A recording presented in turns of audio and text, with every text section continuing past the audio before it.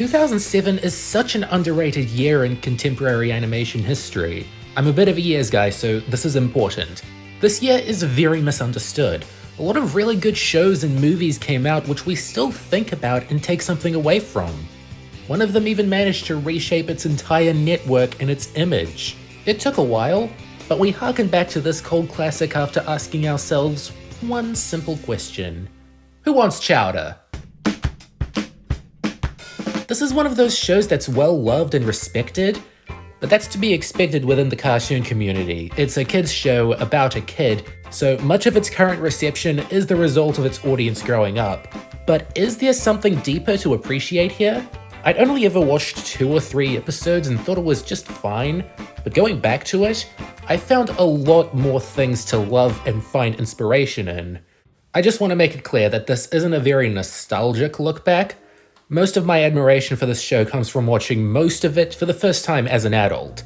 And I know Shafrilla's Productions put out a really great review of it last month that was from the perspective of a longtime fan, but the timing of mine just fell into place. I'm not a bandwagoner, I swear. The creator of Chowder was C.H. Greenblatt, who you might know for his work as a writer and storyboard artist on SpongeBob and The Grim Adventures of Billy and Mandy, and the voice of Carl in the SpongeBob episode Selling Out. He was always thinking of silly characters to make cartoons with for his own someday. Schnitzel was one of the first characters designed, and he was initially envisioned as having his own Flash cartoon, but that idea never came to fruition. Then he thought of a Sorcerer's Apprentice scenario centered around food and cooking, and was inspired by the vibe of Dr. Seuss illustrations and Saturday morning cartoons. He pitched his idea to Cartoon Network in 2004, and after years of developing character designs and a few more developing a world for them to play in, Chowder premiered on November 2nd, 2007, receiving a positive reception very quickly and snagging exactly 1 Emmy Award. The show was an unpredictable dreamland at a time when Cartoon Network was an unpredictable nightmare. Chowder's broadcast history was short but very kooky, being one of their first shows to get 20-episode seasons, but only premiering 1 segment every week after a while. It's clear they were treated like an experiment in a lot of ways, as could be seen in how abruptly it ended. Its 3rd season was only 9 episodes long, and ended on August 7th, 2010, amidst a fresh slate of programming. It's often been speculated that Chowder was cancelled to make way for more surreal shows, or to minimize the 2000s cartoons, but Greenblatt later said that it was his own decision to end it at 3 seasons. He had a couple story concepts for it that were dropped for one reason or another, but he has no regrets and has moved on to create Harvey Beaks for Nickelodeon and Jellystone for HBO Max. His first show has gradually become more popular again, so he's certainly a popular and relevant figure in the industry behind and in front of the scenes all this time later. And his crew helped make the show good as well. This is never a one-man job. Oh, hi, Chowder. I'm not your boyfriend! Chowder is the name of an animal kid said to be a cross between a cat, bear, and rabbit who lives in the world of Marzipan City, where anything can happen.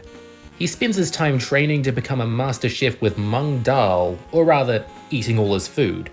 Wacky hijinks ensue. It's great how they have a clear point of reference for most of their stories to come from, the kitchen and the weird food they serve in this world, but still give them friends and enemies outside of it that can stir up just as much mayhem. The premise and setting alone are ripe for jokes, but it's the characters that really sell this world. Chowder is a food lover with a big appetite and little brain. I was kind of surprised to learn he was meant to be 9 years old, because he seemed a little younger. That's not a deal breaker, he still fits the bill as a protagonist, being generally happy and helpful, but also naive, so you want to follow him and see what he gets up to. Mung Dal is a lot of people's favorite character, and I agree. He's committed to his job to the nth degree, and is very nonchalant about how surreal his world is, while still providing Shakespearean deliveries for most of his screen time. He's such an eccentric fellow that you know what the whole show is like just from spending a minute with him. His assistant is Schnitzel, a stern rock creature who begrudgingly sticks around and puts up with their antics. They needed a straight man, and they got it. Schnitzel can only ever speak in radas, so it's up to his actions and reactions to make an impact, and they definitely do. Truffles the Sprixie is the cashier and Mung's wife of at least 400 years. She has some hidden strengths, a big pair of lungs, and a snide sense of humor. A good chunk of her roles are getting into arguments with Mung, but you can still understand why they're together. Squabbles are just inevitable at their age. Gazpacho is a neurotic mammoth who runs a fruit stand that Chowder visits, and Chowder looks up to him for his man-child qualities. He may not be assertive or competent, but he's the closest thing he has to a friend. Endive is a rival chef to Mung, with a larger business and a figure to match. She has a big ass too. I wouldn't call her a major threat all the time, but there's an ego and competitive streak in both her and Mung that leads to some fun stories. Her apprentice Panini has a rabid crush on Chowder and lets him know every time they interact. This is never taken too seriously either, her personality is just exaggerated enough. She's fun too, and memorable enough for Lil Nas X to make a song about her. Chestnut is a small blue creature who seems pretty chipper for constantly being depicted as homeless. His smooth, buttery voice only makes him more enjoyable as a minor character / commentary on how we treat the homeless. Reuben the Pig is an alternate rival to Mung, always getting him into all manner of annoying situations. He could have had more charisma, but I'm happy with how he's presented as a slime ball with a love of 90s pop ballads. Gorgonzola is a candle-making apprentice rat and Chowder's reluctant friend. You had this acquaintance all the time in school who wanted to be left alone but wasn't a bully or enemy. I love how they captured an aspect of childhood friendship that's so rarely portrayed. Another kid is Ceviche, a dancing goat with a very bored voice. He's fun too, but a straggler compared to the others. Kimchi is Chowder's pet, who isn't awful for a sentient poot, and Kiwi's a pink creature who serves as the show's Greek chorus. He doesn't do much, but his presence is always welcome. Finally, there are 3 opposing religious figures in this world. The first is Atlas, who'll sometimes appear holding up the world of Marzipan City, and the second is this Olympian guy in the clouds, and the third is CH Greenblatt in puppet form, who appears to at least be Schnitzel's god. I'm proud of this cartoon for being so lax in its commentary of how different religions can coexist, even if it's clear which deity is way hotter than the others. There aren't any major characters I dislike the presence of. Maybe Mr. Fugu? A gassy balloon, that's hilarious, right? Please, please, please, please, please, please, please! No, no, no, no, no, no, no!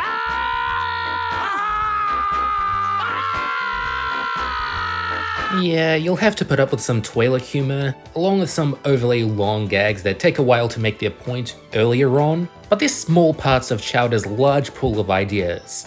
The most common type of joke you'll get is a fourth wall break. They're so plentiful that all of them combined take up at least 2% of the show. Chowder loves deconstructing the nature of episodic cartoons and playing around with their format. Early on, they get a lot out of the idea that their frame exists on a canvas in a void that can be modified, but they soon start getting more meta about how weird their show is compared to others of its time, point out things that need to be animated and jokes that need to be made, and are more willing to address the audience and play with their expectations. For a lot of shows, even good ones, acknowledging that their inner show is the extent of the joke. But Chowder goes well above those expectations. These jokes aren't, we need to put in something funny. They're a labor of love to their work. And that's just the fourth wall jokes. They're just as committed to character-based humor, the comedy they get out of the madcap stories, as well as their general madcap nature. They revel in nonsense, and not even of the nautical variety. The fire breather is a good example of this. Chowder starts burping fire and messing up the kitchen, so he decides to move away and live with dragons. We've never heard of dragons in the show before, but it makes perfect sense for a kid to think this way in this world. Chowder's chock full of sugar. You're always getting something sweet and energized. Speaking of which, food is obviously a big component of the show. Many of the stories revolve around Chowder, Mung, and Schnitzel needing to cook some wacky alternative to a real-world dish, or go on a dangerous delivery. More still display Chowder's bottomless appetite and how it winds him in trouble. It would be very easy for them to make fun of his tubby figure, but it's more often showing how inexperienced he is in his talent. He still has something to harness, and he does become a bit more smart in the kitchen as the show goes on. It's also a whole new frontier for TV animation in ambition. The general look of the show is captivating. It feels like that book you had as a kid with amazing art that you just remembered. You know the one. I dig the Eastern influence, it really benefits the exotic watercolor aesthetic, and the character designs are always unique and appealing, often flourished with chroma keyed textures. But that's just the tip of the iceberg. More than any other cartoon of the decade, Chowder indulges in alternate animation styles and artistic mediums. The stop motion and puppeteering was largely supplied by Screen Novelties, and they went all in with every assignment they were given. The screen transitions where food fills the view, and credit sequences with puppet versions of the characters, and many one-off gags that didn't need to be made, but everyone involved wanted it. This is what I like to see in the industry. Productions that rely on the art of animation to tell their stories. Chowder couldn't exist in any other form of media. And it's wonderful it was given so many opportunities to do what it pleased. This is also something that doesn't exactly matter anymore now that everyone has an HD TV, but the show probably didn't look too good on standard definition TVs because the colors wouldn't have been as vibrant and the backgrounds wouldn't have looked as good, but it just goes to show that they were forward thinking. This looks excellent in HD. Hey, Truffles, I brought you dinner! It's hard to say if Chowder's one of those shows that gets off to a slow start. The pilot is certainly full of that trademark off-the-wall humor, but then there's some relatively breezy episodes like Schnitzel Makes a Deposit, The Cinnamony Monster, and Mahjong Night. Like the first few episodes of SpongeBob, they're a bit light compared to the later ones, but they needed to be made so the audience could settle into this world and identify with the characters and their motivations. Additionally, this isn't saying much, but this is the most consistently emotional season. It's at least the only one where Mung and Truffles share a sweet scene together without any strings, and the chemistry with the main group is treated more like a family here than a business. I'm not saying the later seasons don't have emotional moments. It was more important in season 1, being the first.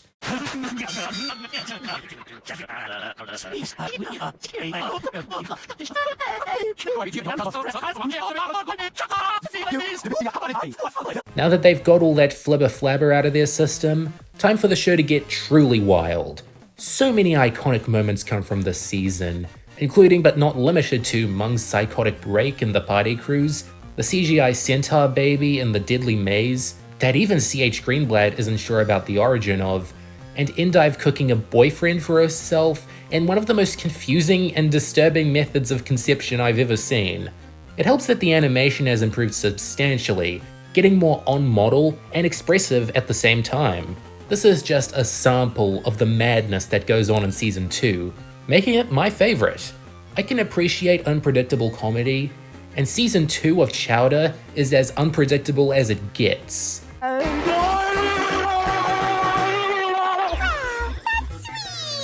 Season 3 would also be a hot contender if it was just a little longer. It pretty much has the same vibe as 2, but is less than half the length. It's not bad at all, they never ran out of steam, but the end was kind of abrupt. I like the added meta-text to these episodes, how it's reaching a point where Mung's point-blank telling people about how the stories go and what the episode formulas are like. I wonder what a season 3B would look like, where it all reaches a critical mass. That would make for a whole new kind of experience. But the experience I got with these 49 episodes was really, really fun all the same. Now that I've described all the seasons, this is the part where I rank my favorites and least favorite episodes, but with Chowder, that's really hard. Whenever I cover a series, I usually rank all the episodes as I watch through it, then pick a certain amount of the highest and lowest ranking to bring greater attention to.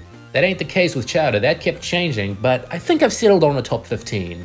Field tournament style, up and down, on the ground, manja flanja, blanja banja, ishka bibble babble flabble, doma roma fluma bomba, jingle jangle, every angle, bricka bracka, flacka stacka, 2-ton rerun, free for all, big ball, is an episode that gets to the point. There's a sport in this universe that makes no sense and goes on forever, so Truffles decides to coach one of the teams to get it over with. I'm with her. This incomprehensible event and all its bizarre Mario references would be insane to endure, but fun to watch if it was an episode of a cartoon or something. The chain recipe taps into my unwavering love of luck-themed stories.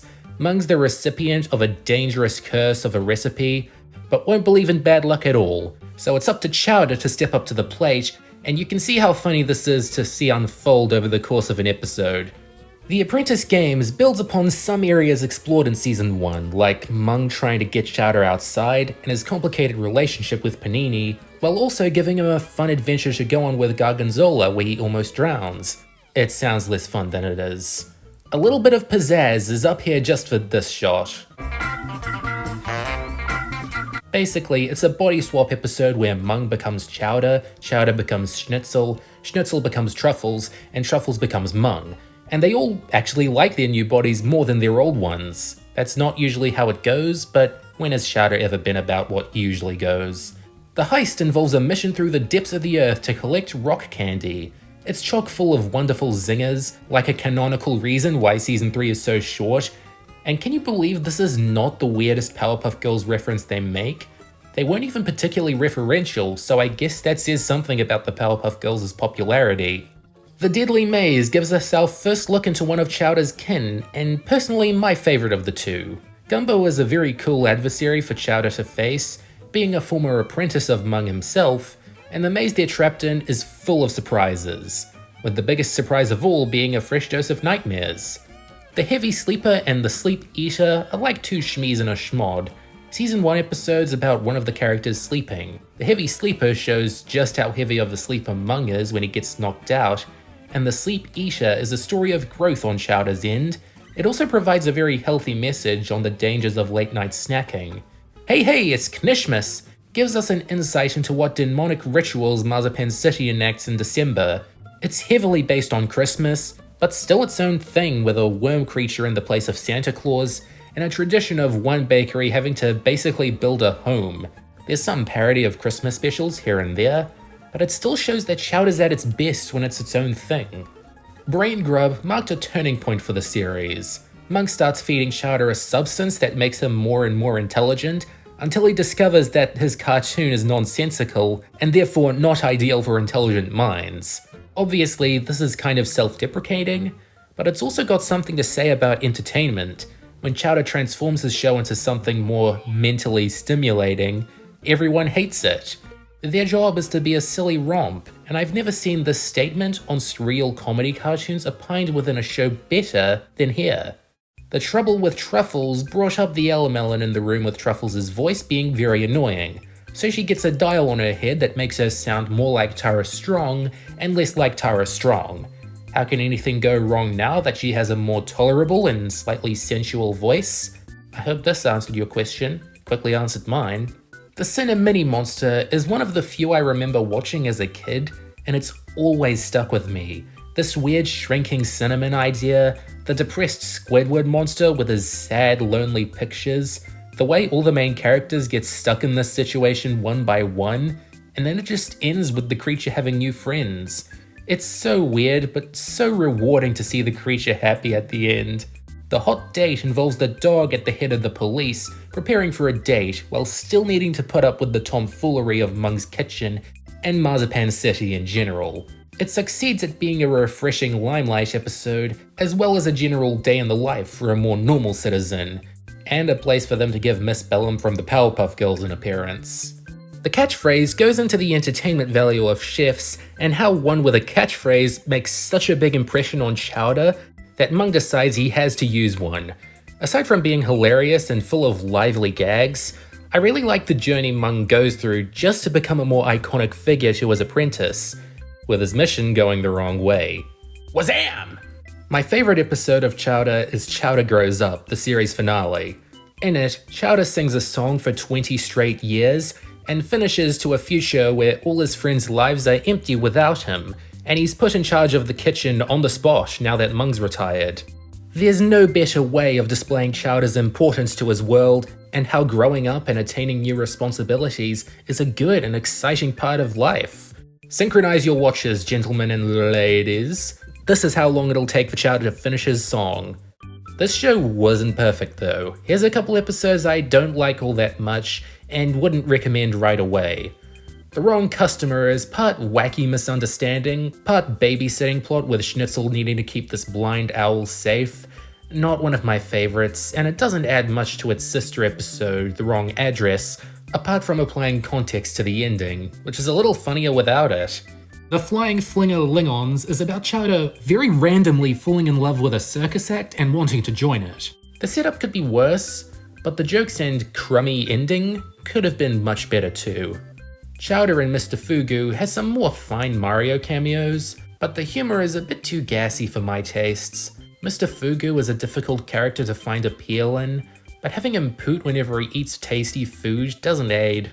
Old Man Time may have some foreshadowing of the finale on its side, putting Chowder's fear of aging into motion, but is otherwise a pretty messy, boring affair.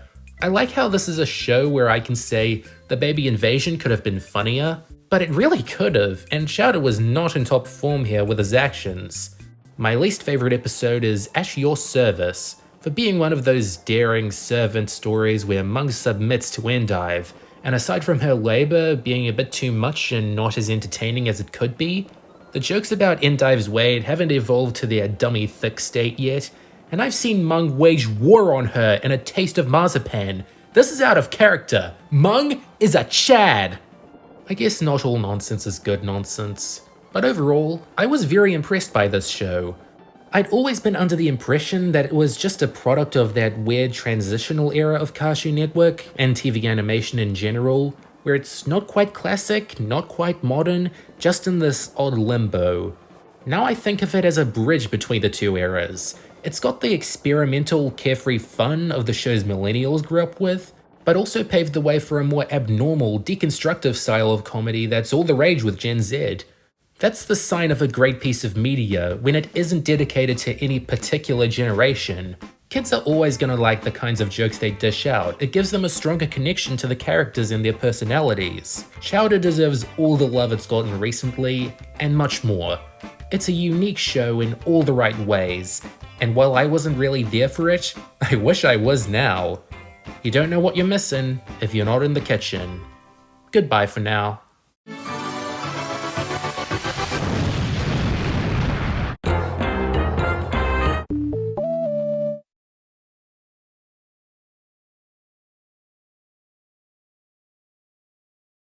Yo! What's up, diggity dogs?